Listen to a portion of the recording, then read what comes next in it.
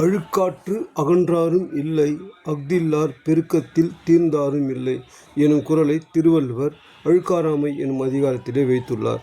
அதன் பொருளாவது, பொறாமை என்னும் ஒன்றுக்கும் பயனற்றதை வைத்து கொண்டு பெரியவரானவர் யாரும் இல்லை. அதேபோல் பொறாமை இல்லாதவர் தன் தனித்தன்மையிலிருந்து தவறுவதும் இல்லை என்பதாகும். இக்குறளில் அழுக்காராமை என்பது பொறாமை என்பதை குறிக்கும்.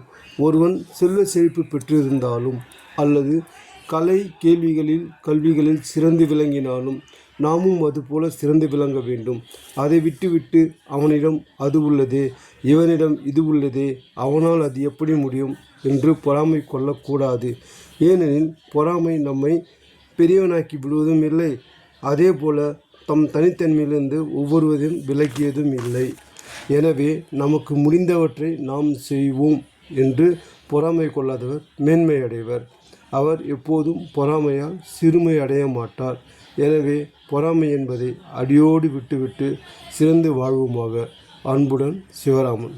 நன்றி, வணக்கம்.